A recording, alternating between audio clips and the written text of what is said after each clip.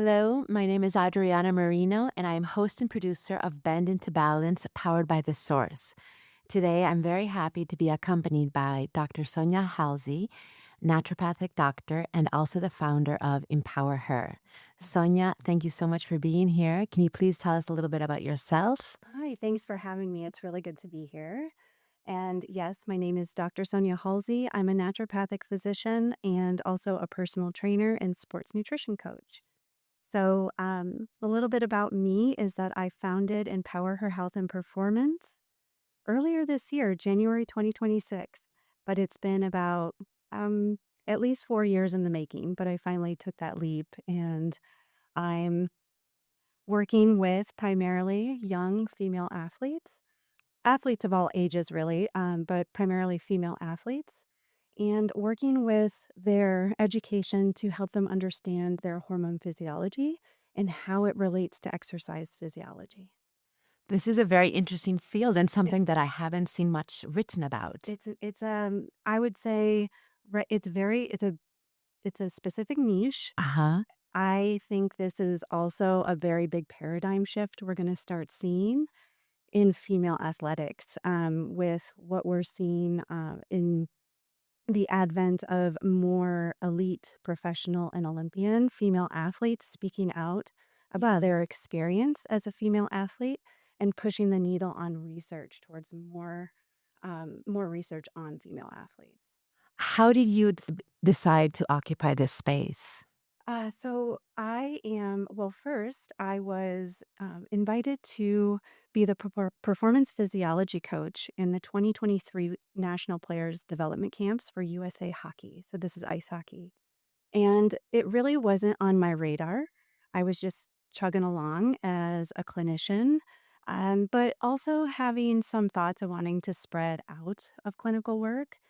And there's more to the background of the story of how I got to this point with women's hormone health. But I was invited to come and teach their young players, 16 and 17-year-old girls, about performance physiology. Hmm.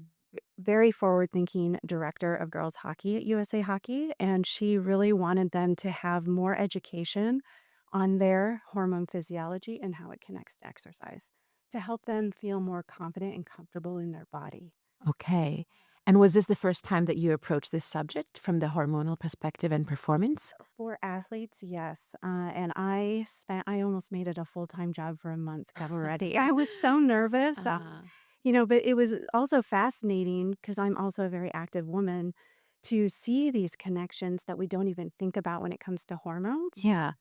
So spent a lot of time, preparing for that, and I don't know, have you heard of Dr. Stacey Sims? She's very big in this field. Okay. She a After I had gone through my first camp, Hmm. I then discovered a lot of her research and her work, Okay. and it was right on par, and I was like, "Okay, I'm on the right track." Oh, good. So, And everything's just grown from there. okay. And what did you discover in this research? I mean, and also your preparation for this program that you had to deliver. For one, I think oftentimes when it comes to girls and women's bodies and hormones, we tend to compartmentalize estrogen and progesterone as reproductive hormones, right? Hmm. That they're just in a part of a very small system. But the reality is that during the years when girls and women are producing, in their reproductive years, when they're producing higher levels of estrogen and progesterone, they're like a master control system to almost every aspect of our body. They have involvement in our musculoskeletal health, muscle strength and mass, bone health, brain function, other glandular tissues like the thyroid, there and the adrenals and our stress responses. They also are tied into our digestion and our microbiome. Wow. So it's really looking at, it's expanding that compartmentalized view of what our hormones are doing. And especially for an athlete who, has high energy expenditure and also has to, get used to cycling hormones, especially in the teen years, which is a Uh-huh. big cohort of athletes I work with. um, we can really start to see how taking care of our bodies in a certain way, we're also taking care of our hormones, and that gives back to the health of our body and our performance. Hmm. And how did the women that you trained in that experience, like, receive this information, those young women?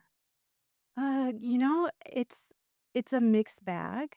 Definitely had athletes that were very into the topics, and I think too, there can be a little bit, in the teen years, maybe it's a hard to completely um, absorb everything that I'm talking about. Uh-huh, sure. But that's, even if there's only little pearls that they just remember from my talk, I'm happy with that. I'm getting more comfortable with their bodies. That's a Mhm. huge aspect why I'm passionate about doing this is being that person that stands in front of them and says, "Hey, it is so okay to talk about our hormones and our period experiences and how we feel in our periods and all that." So I definitely love incorporating parents into these workshops because Sure. I think as the major supporters Yeah, of of these, course. it's also beneficial. Actually, yeah, that makes sense, and for them to relay the information in the stress of the situation too. So how exactly do hormones affect women, their performance in athlete?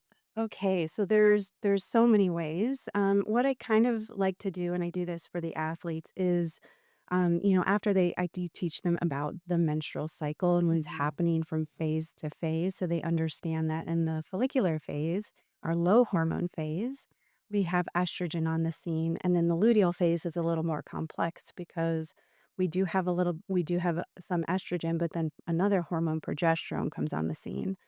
And there's a lot that can shift in the luteal phase, which is the 2 weeks before a period. Mhm. So, once I break that down for them, I go into really kind of other aspects of estrogen and progesterone. So, estrogen is our hormone that is considered anabolic, and you can compare that to boys and men who have testosterone, that's their major anabolic hormone. So, when we think anabolic, that means to build up. And typically, when we have primarily estrogen on the scene, we have more muscle conservation. We have more efficient fuel utilization, which means that what we eat is going to be used for fuel to energize our muscle and our tissues more Mhm. easily.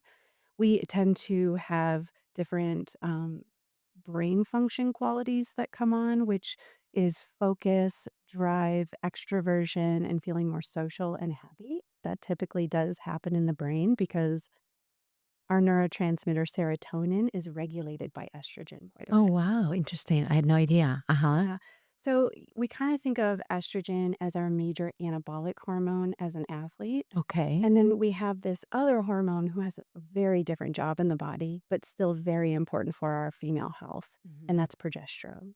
And so our needs and the support we need to put into our to support we need to have around times when progesterone is elevating tends to be um, increased calorie intake, increased food, because progesterone is a catabolic hormone. She really wants to help our uterine lining grow and get us ready for our next period. Mhm. And so we have more needs, I would say, when progesterone's on the scene or in our luteal phase before our period. Okay, you explained it very well. So how can that relate into athletic performance for a woman of any age? Okay, so first off, and I break this down on in one of my online courses to try and make it, especially because it is geared towards teens, to Uh-huh. make it as simple as possible and like stuff you can start doing right away. So I break it down into nutrition. So we think about what our body needs at any given time of our cycle, Mhm. and it doesn't have to be crazy math in like your food. It's really about eating whole foods, really, and I would say balancing your macronutrients well, making sure you're getting the carbohydrates, protein, and healthy fats.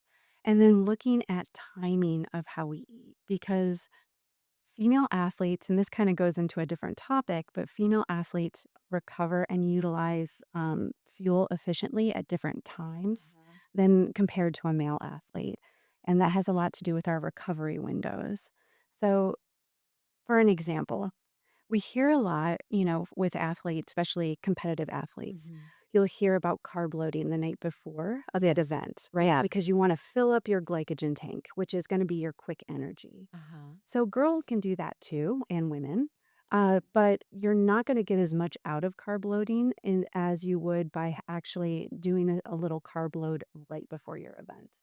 You're going to use that more efficiently than loading up. So So there's instead of the night before, that serves men better. It's right before the event, the day of. Yep. So it's fuel timing. So that's Mm-hmm. called pre-fueling. Mm-hmm. And then for girls, it's also, and women, it's also more essential to do post-fueling, pre-fueling, and having a different strategy around food. I'm not saying not to carb load as an athlete, a female athlete. We go into complex biochemistry when to talk about kind of what's going on with that glycogen store. Okay. Don't tend to use it as much because estrogen, again, is very efficient Uh-huh. at fuel utilization. So estrogen will use some glycogen, and then that hormone will switch us over into fatty acid oxidation. So there's some more complex like nutritional biochemistry going on that maybe we want to get into. Okay. But that's one important difference for female athletes is nutrition strategy. Huh. Yeah. Interesting. And also after when we hit mid-luteal, yes, about a week before our period, Yeah. to increase um, food intake because we're actually utilizing more energy for other reproductive like Sure. processes. Mm-hmm. Yeah. Okay. Yeah.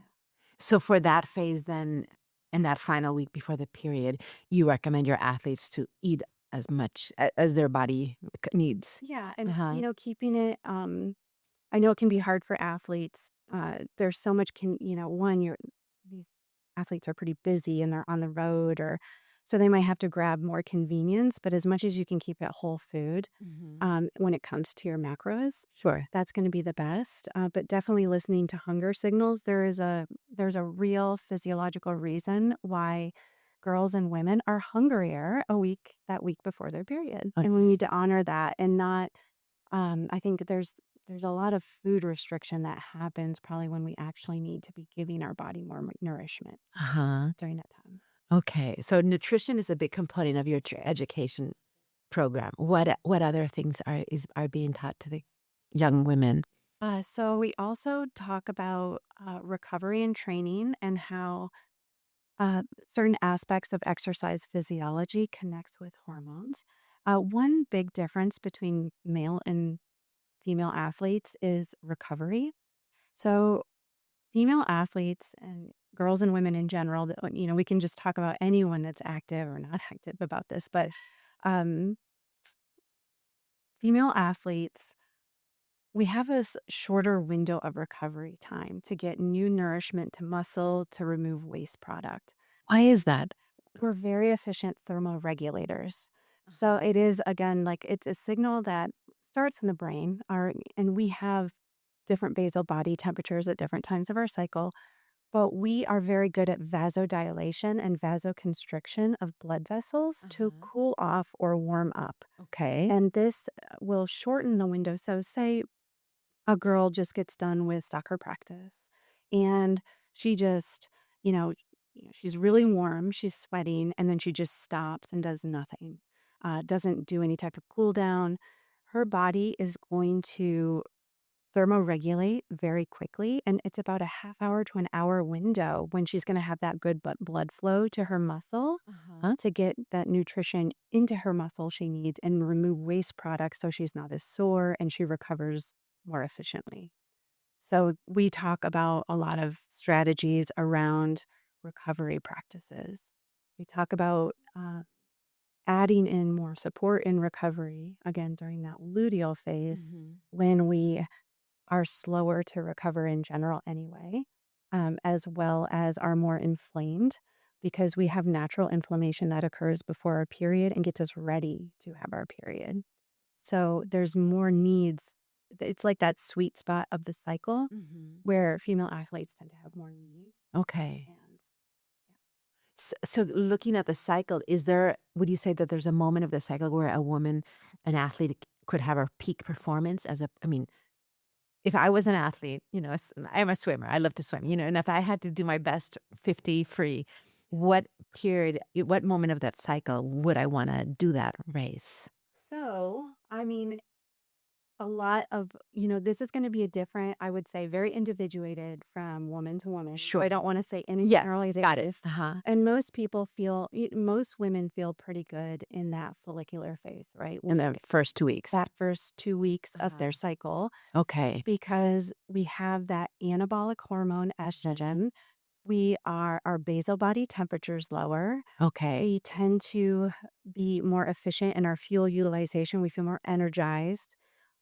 Our brain even feels more focused. Uh-huh. But what I will say, and this is where there's a lot of individualization from athlete to athlete, um, is there's some research actually on competing or training.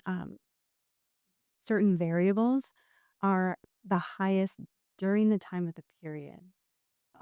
For instance, I say again. I don't understand. it's actually on our periods we Uh-huh. can have The best high, these our highest marks. achievable markers Really? in certain aspects of sports. So that's fascinating. Yeah, and one study actually was done on female swimmers Huh?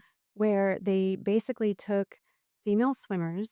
I don't know what ages. I think there were different age ranges, and they had them swim an event at different parts of their cycle. Uh-huh. And what they found was the slowest clock times were in that late luteal phase, right before Okay. their period, and their fastest times were while they were on their period. Wow. Yeah, How do you interpret the fastest times while they're the period? Because it's also a time when we feel a little bit tired, we have more of the symptoms. exactly. And that's where I think that it really is an individualized Sure. experience.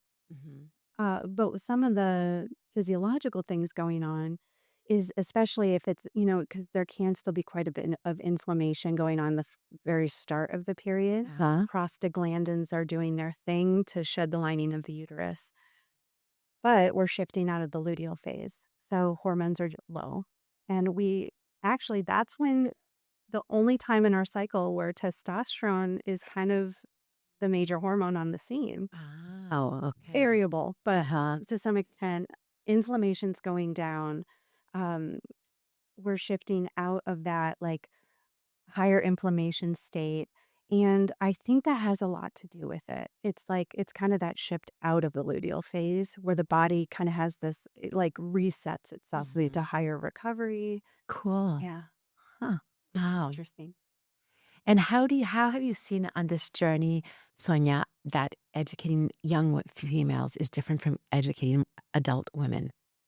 So, one thing, and I love this movement that's happening around women our age, is I Uh-huh. think, you know, we're kind of like looking up, we're more in that perimenopausal time in life when things are shifting. And I feel like women are demanding more. And I love that there's so much new research coming out. There's so much more attention on what our bodies are doing during these different life cycles. So I feel like there's more openness with Mhm. adult women to, understand what their body is going through because they've been living with their hormones for a long time. Right. Mhm. And working with younger girls, teen girls, I feel like when I first started doing this, I was so, as you can tell, I love studying research and I want to give them everything in that, but I think it's more about them getting more comfortable with their bodies and Mhm. feeling like they're more comfortable to speak about what's going on in their bodies so that we don't have so much of this taboo going on, especially for girls and women in sport. So it's, I think, where, it's not being so complex with girls, but just hitting those foundations that are going to last them a lifetime. Mhm. And how have you seen that Empower Her has worked for you're more primarily working with hockey Yes, athletes? yes. Uh-huh. So USA Hockey is what started this journey. And then Ice Hockey Australia reached out to me in 2025. I've worked with their U17 um, developer camp athletes. And then I also did a workshop for their national women's team before they went to Worlds this year Oh, in wow. Lithuania. So that Okay, that's that so was cool. Yeah. the conversation changes obviously between like working with teens and working with adult elite athletes Sure. that level. Um, so I think I might have forgotten your question. No, just how do they receive this Oh, information? they receive. Yeah, I mean, were they receptive? Were they inquisitive to know more? Did it empower them effectively? Like, I'm just curious how, I think as a female and as an athlete, we kind of just ignore the period at some point. We just kind of take it for granted. It's what it is. I've never given thought to it. I just Yeah. exert myself the same way or try to. Of course, I notice certain energy shifts, but I don't pay much attention because I just take it as that's the way it is. But I can imagine for people who are, almost professional athletes that it's a whole nother ballgame for them because they're constantly looking at their marks. Right. And I'm just curious, how they receive this information, this knowledge, how it empowers it empowers them to approach their sport perhaps differently in their bodies. Yeah, I think they're receiving it really well, and I think it's going to be dependent too on the athlete. Like for Mhm. someone like you that has kind of, maybe you just haven't had a lot of symptoms or shifts, like you've felt pretty even. Right. And some girls and women are going to have those types of cycles. Uh-huh. And there's also going to be those girls and women who definitely have more of an experience with their hormones and the shifts of hormones. And I'm sure and that's really I think this is great information for all athletes, of course.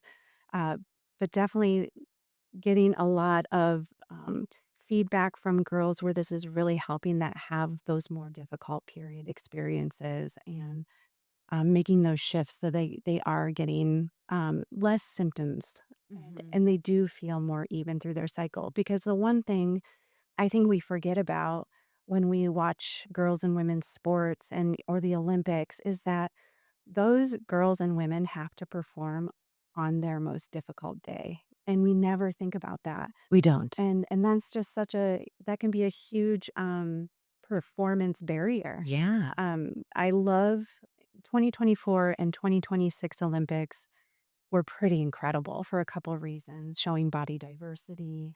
Um, the 2024 and 2026, a lot of these female athletes have been speaking up about being more vocal about what seems to be taboo in Uh-huh. sport, which is talking about their period experiences. And some of those stories that I've read are incredible to be at that level and going through such difficult experiences. Wow. So I feel like overall the reception of this has been amazing.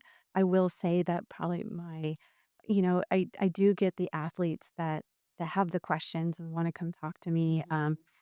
But even more than that, I have moms that are like, "This is incredible. This is what I wish I had when I was a teenager." So even when a teen might not fully really grasp what I'm trying to do, like, It's reaching the moms. and it Yeah. hopefully it will stick with them Mhm. in their journey to just feel more confident in that process. Yeah.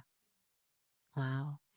Can you Does your training in naturopathic medicine influence a little bit your approach of how you approach um, not only hormones, but just performance, athletic performance in general? I'm just curious the link between that type of medical practice that you have. Definitely. I really have a lot of appreciation for my background, and even what I'm doing now, I'm coming more from that doctor background where Uh-huh. being my own elite athlete, I'm a leisure athlete. So, Mhm. I don't have that pressure that they have on them, but Right. 100%. As naturopathic physicians, we we tend to we can specialize and specializes can happen to us. But the majority of, and I will say most naturopaths will probably agree with me, is that we see so many more women in our offices than men. And in my opinion, and I'm sure many doctors' opinion, is that when you're seeing a lot of women, it's almost a duty to become very hormone literate. Got it. Because Mhm. if you're gonna really do right by that woman, you really have to understand that aspect. So I've just had so many years of working with women and women's hormone health Got it. that was a huge part of the piece of the puzzle that helped me click into the exercise physiology Uh-huh. research and working with that. So That's so cool. I mean, all of the pieces of your puzzle fit so organically in what you're doing because you're also a physical trainer. I decided to get my certification in personal training Uh-huh. last year and sports nutrition. I felt like even though I don't use it directly, like I don't have PT client, personal training clients, Mhm. it's a big piece of the puzzle that helps me relate this information and put all the pieces together. And the sports nutrition was nice because that kind of goes into almost like the math of nutrition. When you're thinking about elite athletes, things have to be pretty dialed in for them. Uh-huh. Can you tell us a little bit about that? Like, About dial yeah, what kind of what that nutrition looks like for a net. Well, macros are really important, and it Mhm. depends on the type of sport you're in. So, an Olympic power lifter is going to be eating quite a bit differently than an endurance runner, swimmer, cyclist. That's more in that, using more of that cardio endurance. And it really kind of comes down to ratio of protein and carbs are the big two, Okay. where a woman that's strength training and maybe competing in heavy lifting, she definitely needs carbohydrate for the energy to build muscle, but she's going to have higher protein requirements than an endurance athlete who's, just running that fuel for long, long distances. Mhm. They're going to definitely want to be picking up their carbohydrates, especially around training. Okay. And then off season is so much different than like training and competition season. Okay. Got it. So how did what you know how, what did your youth look like, Sonia? I'm curious. Like how did you grow into this beautiful field and embrace so many parts of this puzzle that you now work so actively in? Well, I was an athlete and I started pretty young. I would say junior high, I got into volleyball. I ended up on varsity team my freshman year Oh wow. of high school. Uh-huh. I really loved it. I played AAU for a couple seasons, which in the Midwest, that's kind of like the multi-season league for volleyball. And then I also was a sprinter in track and field and did really well with that too. And unfortunately, definitely this is a part probably of a personal healing journey and also why I'm so passionate about doing what I do. Uh-huh.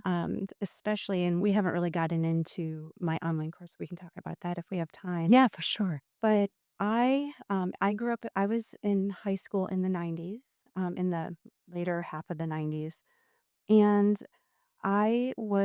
when I went through puberty, I became like strong. And, anytime I did athletics, I built up a lot of muscle.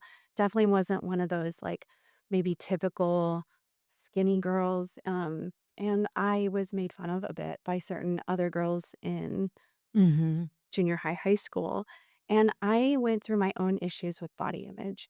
And I ended up actually leaving sports, which is really sad because I was so good at them when I was that age, because of body image issues. And that is actually a huge statistic for teen girls still.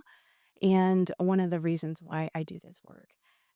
I definitely came back into athletics, as you can see, and I'm very active, but I just kind of leaned into academics, and so that is also a great journey because I am where I am now, Uh-huh. and I picked up, getting back into running. I played Division A adult volleyball while I was in medical school. Oh wow. Yeah, and now I love riding my bike. I am Is that like, what you most like to do? yeah. Uh-huh. So, but I think that for me, where this really came full circle, even though I started teaching athletes in 2023, it's almost like that first camp, something just clicked for me. And I think it was a full circle moment of, Yeah. you know, um, wanting to help girls feel more confident in their bodies and to just, to shut out the noise around you because there's so many girls that deal with that. And then Yeah. the teen years are such a hard decade Yeah. for so many reasons.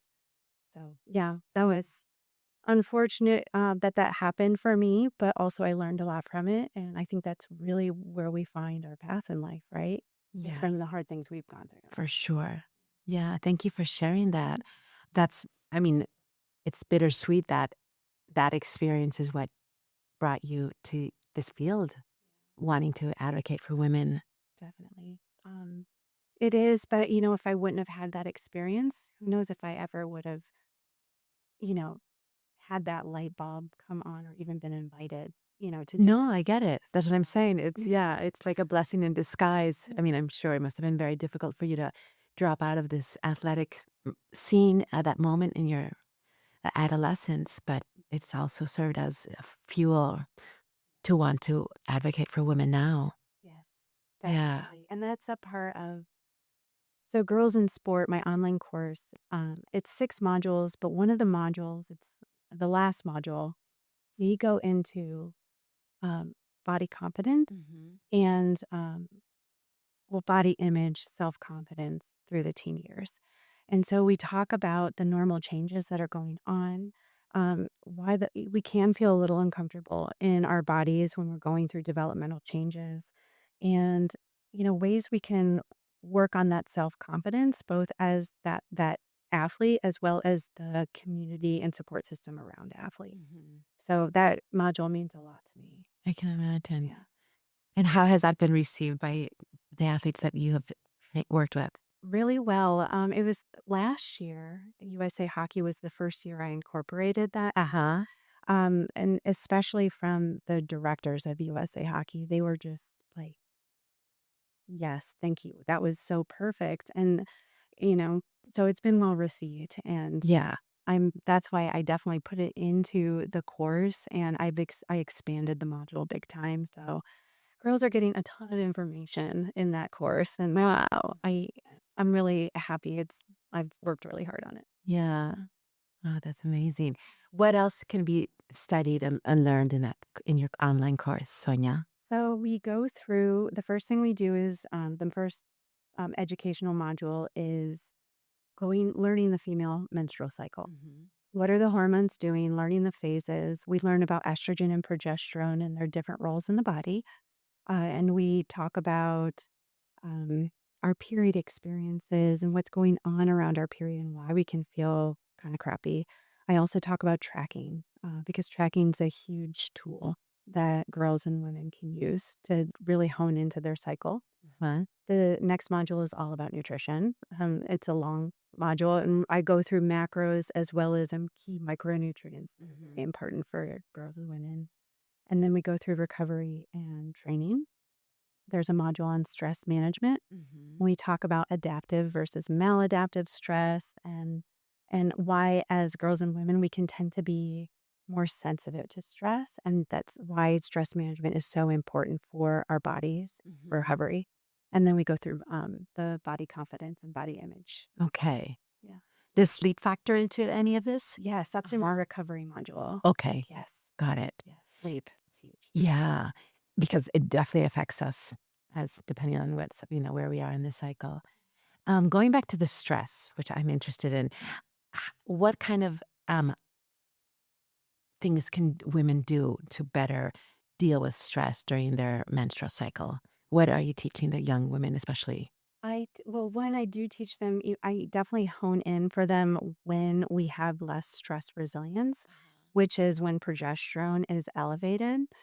So cortisol and progesterone have the same precursor molecule, and that is called pregnenolone. And what it is when we have elevated stress, when progesterone is also we need to synthesize progesterone. Hmm.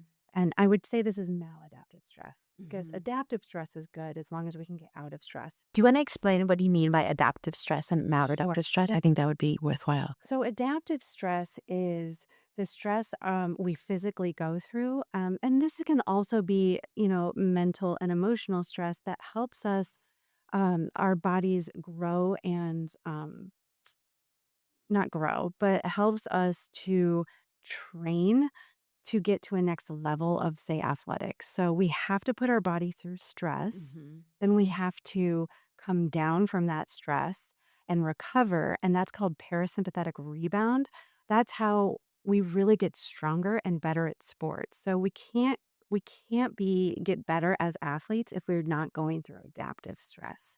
Oh, interesting. But when stress becomes maladaptive is when we're not allowing our body to recover. So that's physical stress. If we just continue to train and train and train and we're not recovering, then that can become maladaptive stress.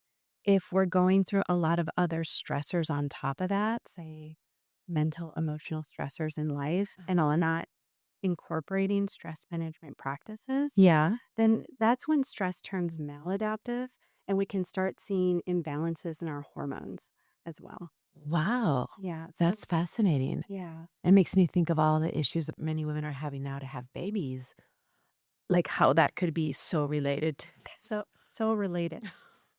Yes. And modern life Yeah. is so busy and there's so much on people's plates that I think that sometimes it can almost be this like engine running in the background that we're just trying to condition ourselves to be okay, Mhm. constantly being in like low level stress all the time, but then that does turn maladaptive. We really need to be able to rejuvenate, relax our bodies.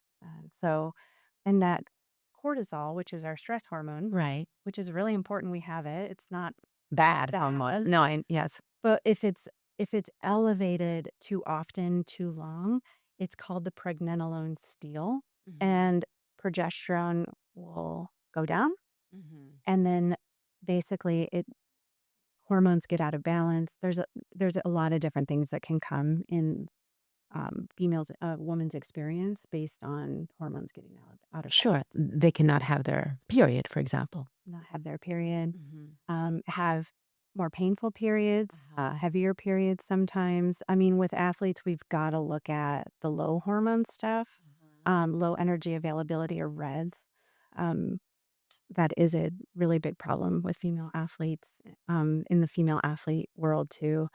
But so some of the stress management tools that I talk about is one is good nutrition and recovery Mhm. practices to get that parasympathetic rebound, Yeah. lower inflammation in the body when we're eating highly processed foods all the time, Uh-huh. lots of sugar. Yeah, We're actually raising our cortisol level. for sure. Uh-huh. I talk about somatic experiencing, so being aware of body signals that are telling you you're stressed. Mhm. Talk about breath work. Okay. I love breath work. It's the best real time tool. Yeah, out of stress. Uh-huh. And then I actually recorded 3 short meditations on that course, for girls to try, which I'm a big believer in meditation. I've Yes. been a meditation practitioner for a long time. Okay. Wow, that must be a very powerful module of your course. Yeah. I I hope so. Yeah. I have surveys at the end of my course now. Are Uh-huh. waiting to get surveys back. I'm really excited to see the feedback. Yeah, that sounds amazing. And additional to all of this, you also train certain athletes in town, in Bend.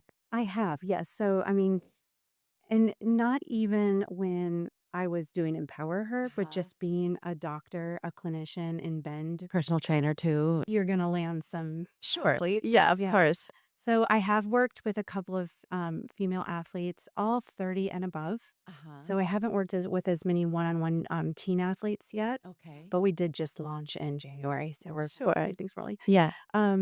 Yeah, and it is that has been a great learning experience for me too, to incorporate like seeing really the hormone imbalances that can happen for female athletes and how we Mhm. can focus on getting those back into balance so their Mhm. energy goes up, thyroid function goes up, Uh-huh. things like that.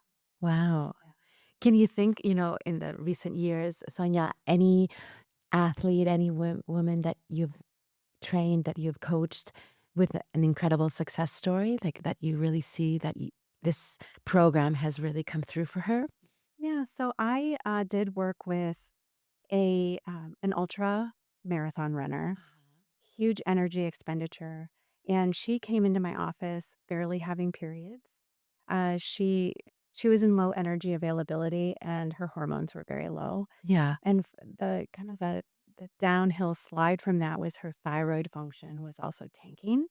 So she just was really struggling with energy levels and even being able to train for her next Oh, race. wow. And so, we had to balance things out. And she did end up taking a little bit extra time off from her usual marathon schedule Uh-huh. to work. Because that's the one thing about hormone health as well, is sometimes balancing hormones takes time. It's a really big off season thing to be working on. Yeah. She worked with me for, I want to say we worked together for about 4 to 6 months. And not only was she back at it and doing like PRing for herself in Mhm. those races, Personal records. yeah, Uh-huh. personal records, but she said she was feeling better than she did all through her 20s as a marathon runner. So there's so much that can be done when we start balancing these systems and seeing the body as a whole thing and not just compartmentalizing. I think one doctor just wanted to give her thyroid medication Mhm. and not look at her hormones. So, yeah, Wow. yeah, That's fascinating. And it seems like it's such good timing given what you said earlier in the talk that, women are demanding more. yeah. I think so. I know it's a niche, but I'm so excited for it. But And we're half the population. we're half the It's not it's population. not such a niche. I know. And I think that really what I hope to see in the next decade is that this is o- so normalized for female athletes that it's a part of their training and performance. It's a performance tool. It's a health signal. It's not out of the conversation of how to um one just keep girls and women healthy, but also how to up level performance. Mhm. Because when we're really looking at how the hormones, it's like training smarter, not harder, and I not like that, that. yeah, Training smarter, not harder. yeah, Mhm. not burning the candle at both ends, not paying attention to your body's signals. Yeah. And of course, there are like deeper, testing that is available and they can do with me to really hone in on what their hormones are doing and how it's relating to their experience. So Mhm. I just really think this is the next level for female athletes. Wow. So interesting. My last question for you, Sonia. How has this journey of helping and empowering other women come back to you? How has it also enhanced your own health and wellness as a female, as an athlete, Yeah. as a doctor as well, of course? One, I get so much. It feeds me to know I'm helping them. So it's like a big heart opening experience for me for sure. And I would say that I've I've shifted a lot of I still see how I was in some patterns of which I think a lot of women get into of feeling like we have to be smaller and of course some athletes just are small. We're all different. We have body diversity. But I could see how I was still kind of in that mindset of thinness. And when I really started diving into this research and teaching other girls and wanting, obviously, too, just wanting to be a very good role model for younger girls and women is to allow my body to not to have that thought process, but it's more about how does my body feel? How is my energy? How is my cycle going? Mhm. And I've just learned a lot about how to incorporate all these things into my own life. Yeah. And I've seen the difference in myself as well. My energy capacity and endurance is so much better than it used to be. I do strength train quite a bit, and just I'm able to like really, you know, lift more and more if I Mhm. want to, and I feel like I'm the strongest I've ever been. Wow, that's amazing. Wow, that's great. It's so empowering for you, for all the women that you're coaching. Okay. Sonia, where can people find you here in Bend? So I am doing everything virtually at this point, and you can find out more at empowerherperformance.co.co. And I have all my information about workshops, online courses, and one-on-one consulting, and how to get a hold of me. Great. Yeah. And what's next for you? Well, I am going to be at USA Hockey's National Player Development Camps 2026. That's in July, and I'm really excited and getting ready for that. I'm also expanding my course library, and the next course I'm putting out is around birth control and performance. Wow. So, even though there is going to be a module that is very specific to performance research with birth control for female athletes, I believe it's an incredible course for any teen girl, woman, parent, because I'm really going to break down the different types of birth control, what birth control is doing in our body, because different ones do different things. And I think it's a great resource for any girl or woman who wants to know more about birth control and not just be handed a birth control without understanding what's going on in their body and make more choices around birth.